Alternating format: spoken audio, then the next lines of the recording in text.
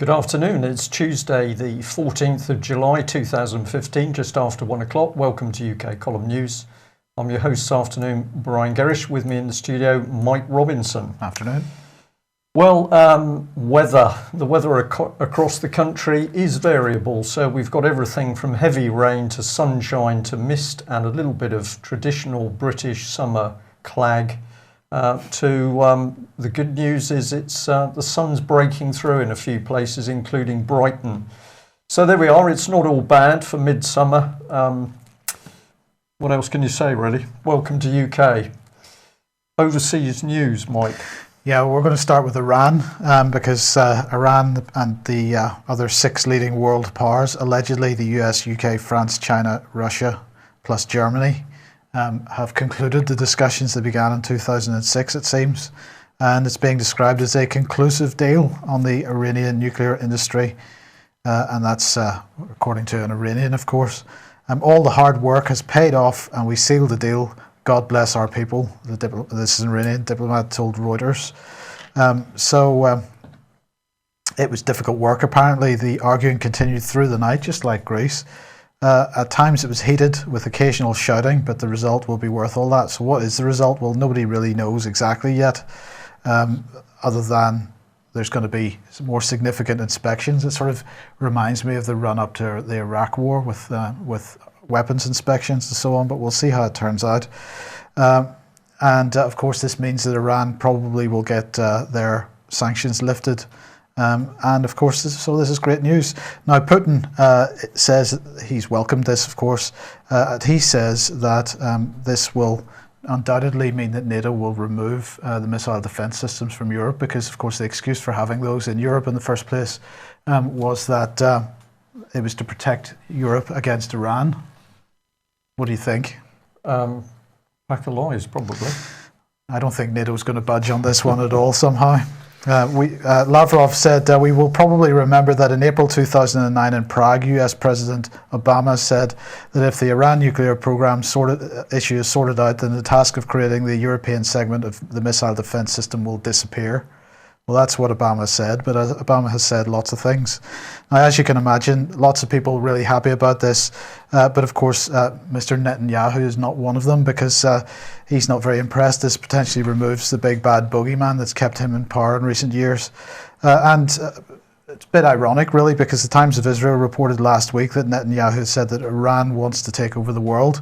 I thought that was pretty ironic from a prime minister that's already taken over the world, really, hasn't he? I mean, how many political parties around the world have a Friends of Israel contingent, and how many world leaders are Friends of Israel? Can't really say any more than that. So, well, I'm afraid we will, actually, because I was going to mention Oliver Letwin towards the end of the news programme today, who I believe is another very, very powerful British Conservative politician, but also friend of Israel. Interesting picture there, Mike. Was it my imagination, or was there a little Baroness Ashton hiding amongst the men? Yeah, okay. So you've blown it for me, because this is, of course, is not a picture from today, because of copyright reasons we can't necessarily use pictures from today. So that is an historic photograph of the. Right. So she seems to be in some sort of Chinese waitress outfit. I'm sorry to do this, and also, is she wearing jeans under that blue top? Oh, I wouldn't have thought so. So this was the lady who failed to investigate the snipers operating in Ukraine, of course, when trouble was brewing for President Putin. She clearly said in that telephone conversation that they needed to look into who the snipers were, but we've had nothing on that. Yeah. And also, she's the expert on nuclear weapons from somewhere. Okay, well done, Iran. If you've been having discussions with the Baroness, I'm sure you're on the right path to peace, or not. Well, speaking of nuclear weapons, of course, Greece continues to be the one of the big talking points in the media, and they continue to push the notion that poor old Mr. Tsipras had no choice but to accept the deal that was done. Allegedly, according to the FT here, Mr. Tusk basically said to him, sorry, but there's no way you're leaving this room at the appropriate moment.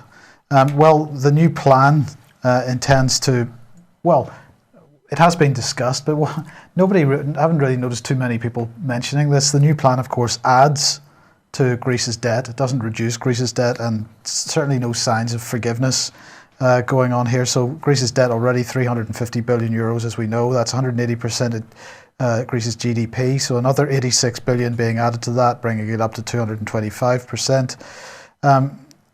But of course, the other point here is that what it effectively does is put control of Greece's banks into the hands of the European Central Bank. So the previous terms of the old deal meant that the Greek Parliament still had control over Greek banks.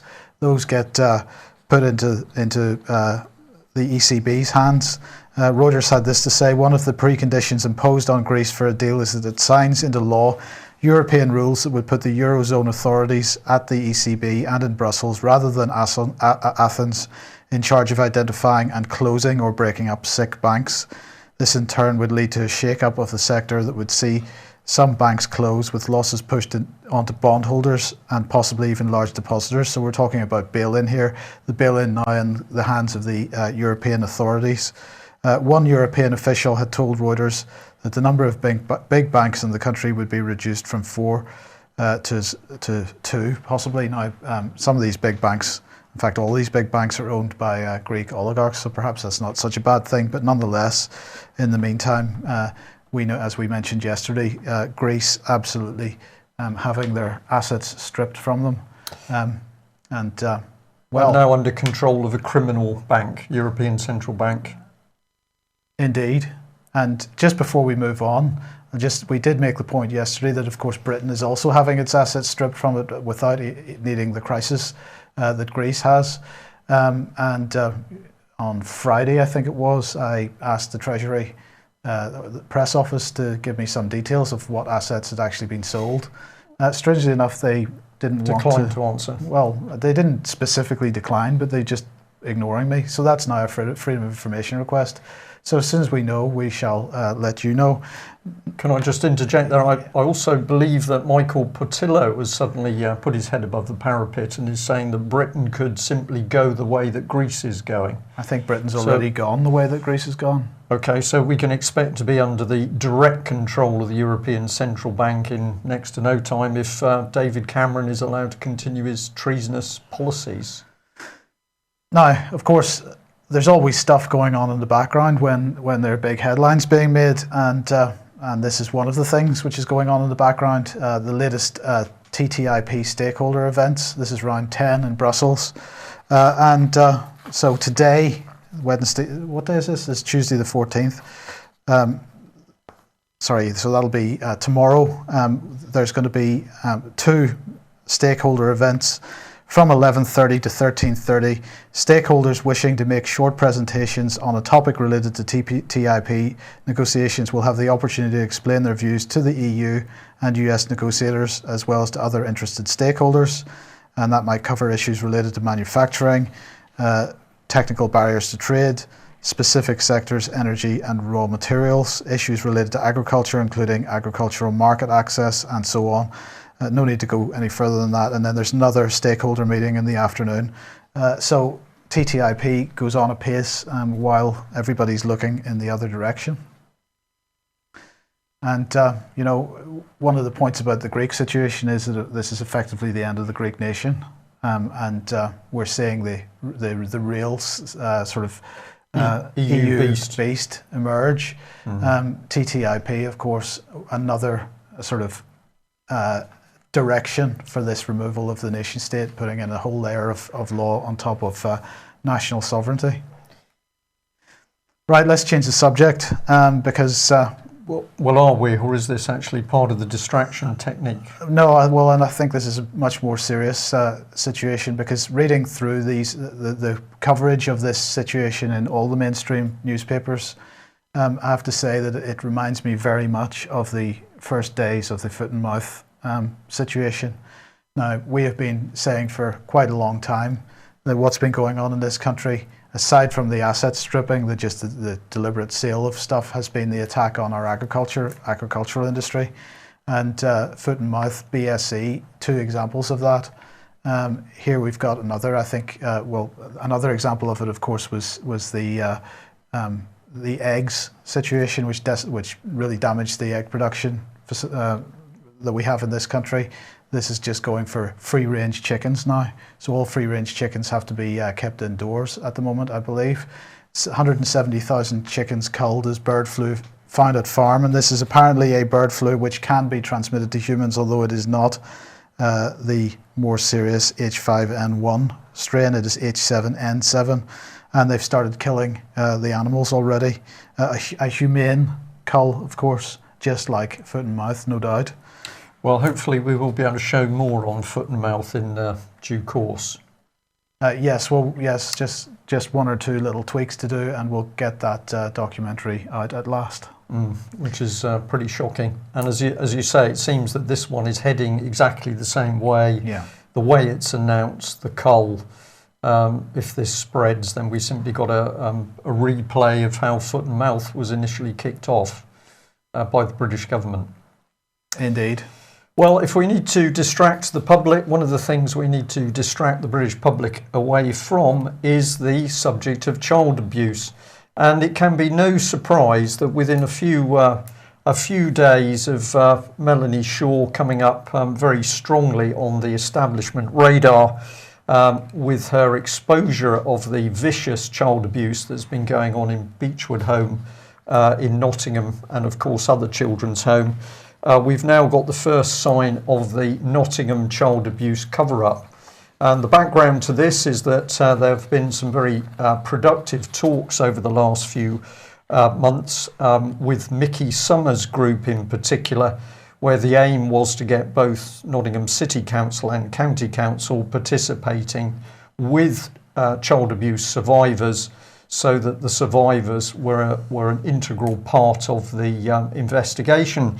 However, what has now taken place is that the councils have backed down, and apparently it's claimed at the moment that they decided that they're not going to work with the child abuse survivors. They're going to do an internal review, as it says here, without the full involvement of those people who've been abused.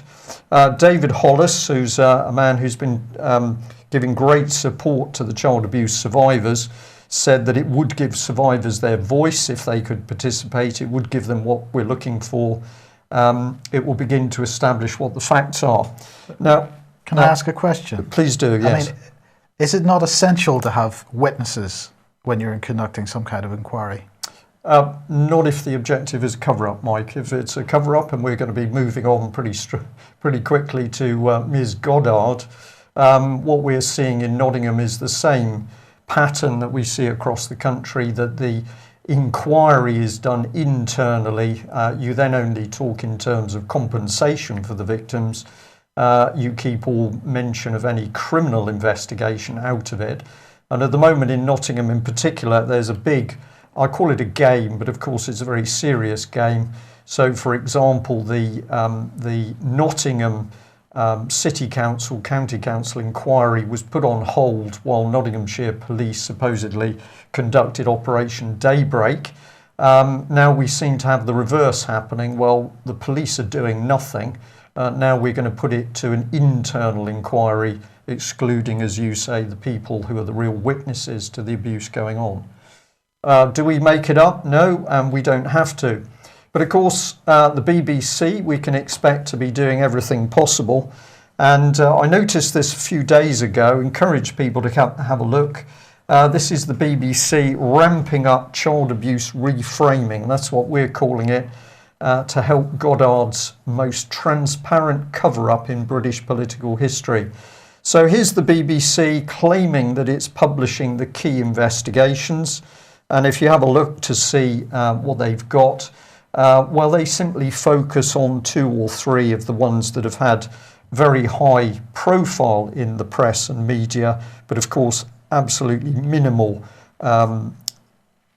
productive outcome by the police.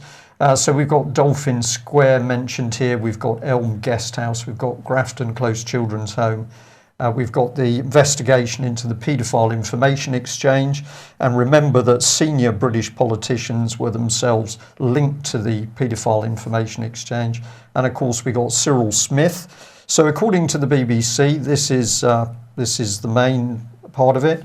They do list some other inquiries. So we've got Operation Palliel in North Wales. But this may be a little bit small. We did a little bit of research on this, and virtually every police force across the country has got at least one investigation, which at the moment is producing, well, surprisingly, no results. No results whatsoever. And where does the British government now want to go? Well, the biggest insult I think we've seen to the British public in some time is that there is nobody honest enough or trustworthy enough to run a child abuse investigation in Britain. So we've had to drag in a judge from New Zealand, Ms. Goddard. This is the remarkable woman who said, well, I don't even know what the establishment is, so I can't be part of it. And yet a few years previously, she'd been dating some of the top establishment people in this country. Little bit of memory problem, selective memory problem. I mean, she's got the same problem that Lord Janner has. She might have Lord Janner's problem. Well, here she is, remarkable photograph by the Daily Mail. And what are they and many other people now starting to point out? That this woman is going to be earning £360,000 a year, plus £130,000 expenses and 10 return flights for her and her family to New Zealand. This is the same government that hasn't got money to put on policing to get into child abuse, but we can pay out vast sums to this unknown New Zealand judge. So we say welcome to the most expensive and most transparent cover-up of child abuse in British political history. She's going to pick up a cool 2.5 million. Just look at those callous, empty eyes. But no doubt she'll be enjoying the 2.5 million. And then 17.9 million already made available just for 2015-16 alone. And 41% of that, according to the Mail, is going to be on for the pay of barristers and researchers. This is outrageous, and it's going to be very interesting to see whether the mainstream press start to pull this woman apart, as they did with the previous incumbent. So what's she got to say for herself? Well, she says child abuse cannot be calculated in monetary terms. Now, many people will think this is in fact right. They think that what she's saying is that you can't make up for that abuse in monetary terms. But UK Column says that is absolutely not what this woman is talking about.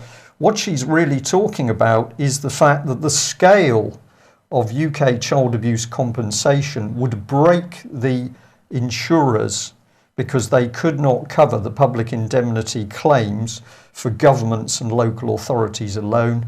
And we're going to suggest that it's Ms. Goddard's job to make sure that these powerful City of London companies are protected. That's our opinion. And of course, what we've seen now with the Nottingham change of face is they are desperate to close down the real truth about child abuse in Nottingham because it's already been intimated in public sources that Nottingham City Council has been threatened by their insurers. Get a lid on it, otherwise you're not going to carry on operating as a council. This is big money, Mike, dirty business covering up child abuse. So who would you want to be sitting alongside Ms. Goddard? Well, let's just have a look at a couple of the figures. This man, very interesting, Professor Malcolm Evans. He's a big wheel at a university. Well, why would you want him sitting on this sort of investigation? Just have a look at his CV, and we say go and see it for yourself at source. He's a big man on law, so he's actually worked with the UN, the Organisation for Security and Communication in Europe. He's worked with the Foreign Secretary. He's just an academic. What experience has this man got of child abuse? From his CV, I can't see any substance, but if you worked for the Foreign Secretary, presumably you're pretty well known in government. And how about this lady, Drew Shapling? Well, what's her claim to fame? The biggest one is that she's been working as an inspector with Her Majesty's Inspectorate of Constabulary. If you have a look at their website, they boast about all their good work in making sure the police do their jobs. Sorry? Their good work making sure the police do their jobs. Yes. So, but the police haven't been doing their jobs. Well, I'm coming on to that, Mike. Okay, sorry. So let's have a look at how independent that Her Majesty's Inspector of Constabulary is.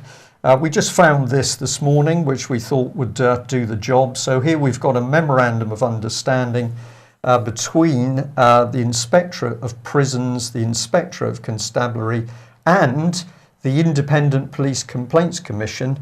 But don't worry, they're in a combined memorandum of understanding. They're working together, they're collaborating together, but of course they're independent. So just the sort of people you need to bring on Ms. Goddard's... Reminds you of the deal between CAFCAS and the Family Law Division. Yep. So there we are. So let's come back to this lady. Do have a look at her biography, because she's very big on her good work with the Independent Inspectorate of Constabulary.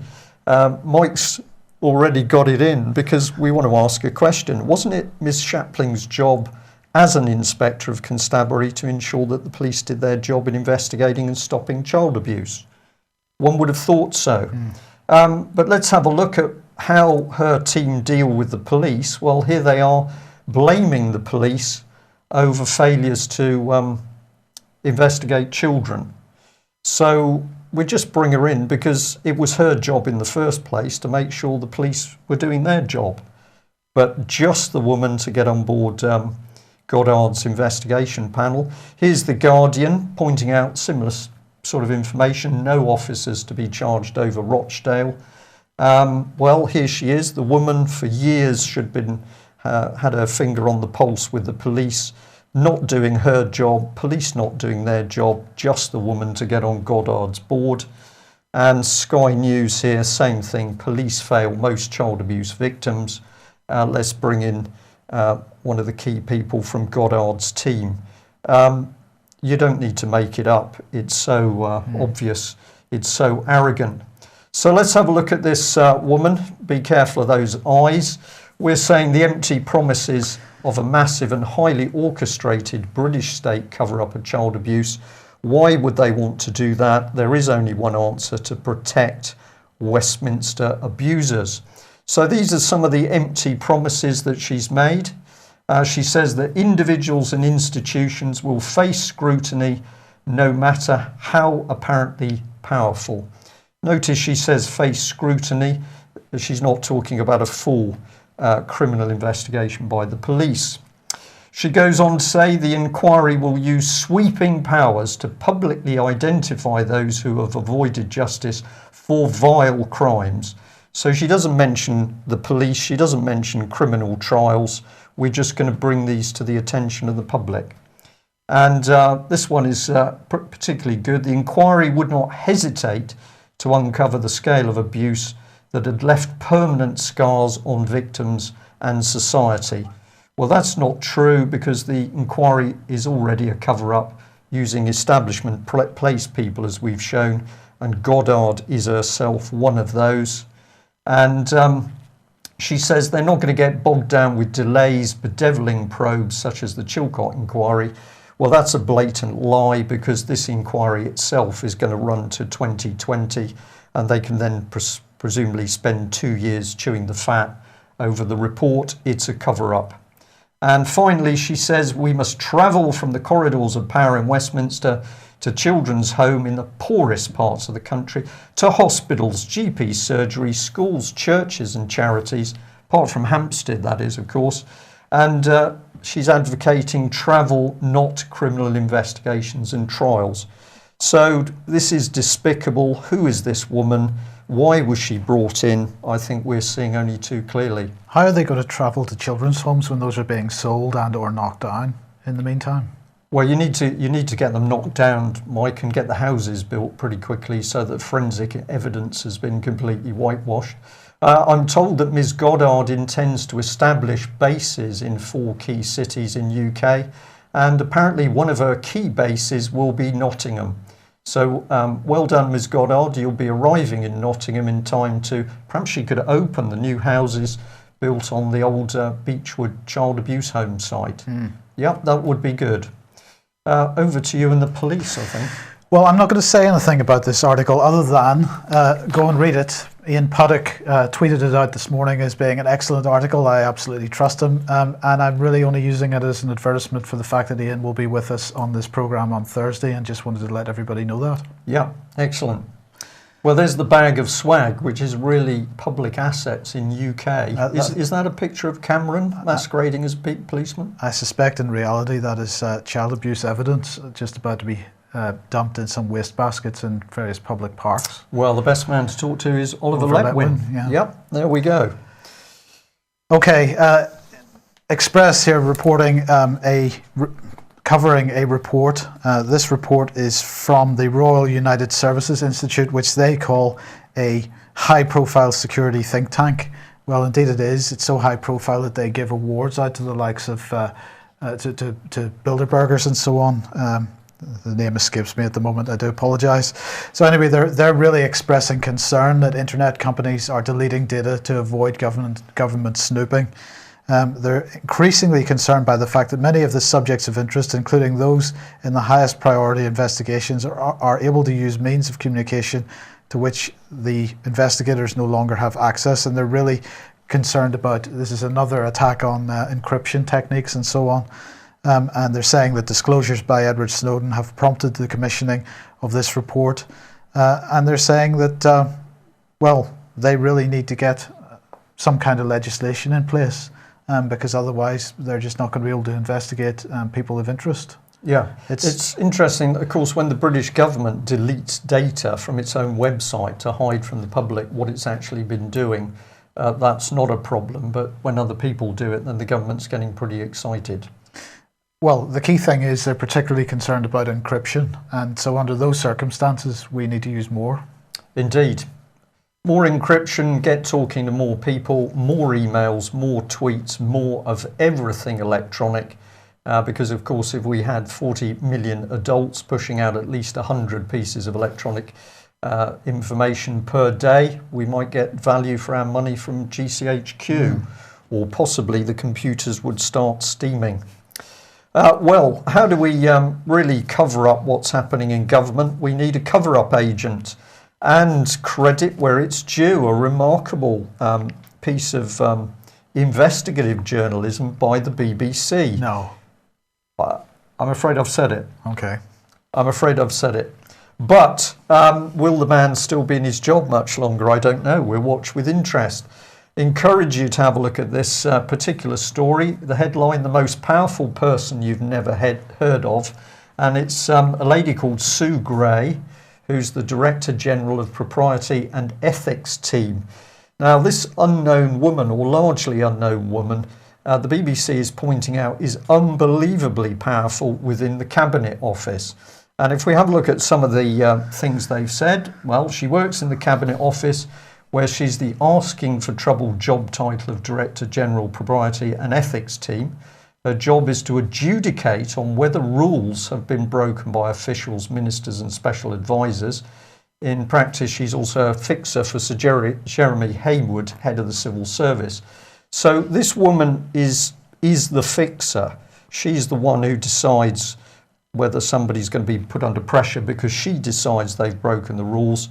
And the point the BBC is quite rightly making is this is all done in a highly secretive manner.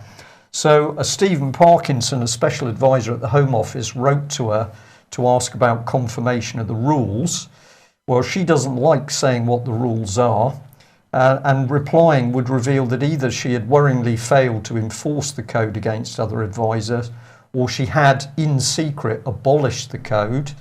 Neither would be helpful to ministers. So she didn't answer on 7 occasions. So a woman buried at the heart of the Cabinet Office simply hides, covers up, deceives the public and deceives the press and deceives other government special advisors. And then the BBC goes on to say, even when a document trail exists, Ms Gray is enthusiastic about keeping it secret. We know she advised special advisors on how to destroy email by double deletion to thwart freedom of information requests. She did not advise them on the requirements of the code on public record keeping. We also know via the Freedom of Information Act that she kept no log of why, how or when she destroys documents, contrary to that guidance. So the BBC quite clearly saying this woman is breaking the law, and yet this immensely powerful woman is buried at the heart of government in the Cabinet Office. So that makes her a colleague of Francis Maude? I think this is absolutely the case. And so Francis Maude leads the transparency drive? Yeah, Francis Maude, head of transparency for David Cameron's opaque Conservative government. But we've got this mysterious woman that until fairly recently nobody really knew she existed or what she did. Now we're starting to see somebody unelected, immense power. Now we've got another clue for what's going on here, because a very good man called John Walker had been asking about common purpose connections with the government's information organisation.